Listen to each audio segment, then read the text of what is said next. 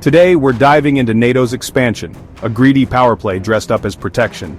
But this time, it's not just about bribed politicians or US arms manufacturers raking in billions, it's about a puppet in the spotlight, Volodymyr Zelensky, dancing to the West's tune, while his country burns and his people pay the ultimate price.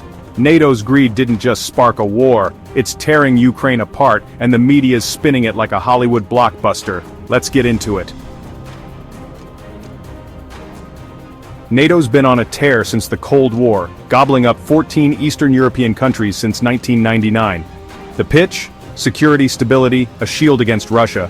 But look closer, it's a goldmine for US arms giants like Lockheed Martin and Raytheon. Every new member's got to buy American weapons to fit NATO's playbook, billions in contracts every time. This isn't about defense, it's about dollars. And who's pulling the strings?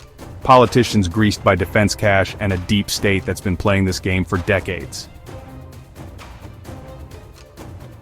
Back in the 90s, arms companies dropped $32 million to lobby for Poland, Hungary, and the Czech Republic to join NATO. Check open secrets if you don't believe me. Senators got paid, votes got cast, and the pattern stuck. Fast forward to Ukraine.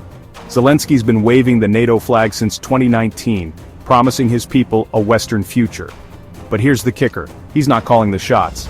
He's a puppet, propped up by the West, with hidden strings tied to greedy arms companies who don't care if Ukraine's left in ruins, as long as their profits soar.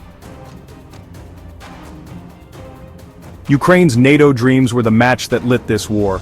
Russia saw it as a line in the sand. US bases 500 miles from Moscow, Black Sea access choked. Putin's invasion's a nightmare, no question.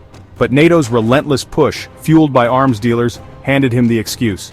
The US brags about $174 billion in aid. Zelensky says Ukraine only saw maybe $75 billion. The rest? Funneled to American factories pumping out javelins and HIMARS, and Zelensky's agenda? Keep the war going, keep the aid flowing while his country's shredded, 40,000 dead, millions displaced, cities flattened, all for a Western pat on the back and a fat paycheck for Raytheon.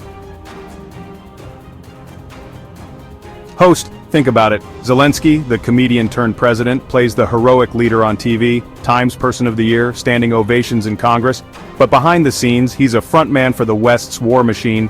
His hidden agenda isn't saving Ukraine, it's serving the arms companies who thrive on this chaos. They don't want peace, they want orders. Ukraine's losing its land, its people, its soul, and he's letting it happen, tethered to NATO's greed. This isn't leadership, it's a tragedy scripted by Washington and Wall Street. And the media? They're the cleanup crew. Zelensky's the brave underdog, Putin's the cartoon villain, neat little boxes for your brain. You won't see them digging into how 60 to 90% of that aid stays in the US, propping up defense stocks, or how NATO's expansion conveniently forgets those 1990 promises to Russia. They'll flash war footage, real pain, real tears, but skip the part where Zelensky's puppeteers profit off every bomb. It's manipulation 101. Sell the hero, hide the hustle. So here's the ugly truth. NATO's expansion isn't about protecting nations, it's about power and profit, driven by bribed politicians, a deep state, and arms companies who don't care who bleeds. Zelensky's their perfect puppet, trading Ukraine's future for Western applause while his people lose everything. The war's a cash cow, and the media's feeding us the fairy tale. Time to wake up. Who's really winning here? Drop your take in the comments.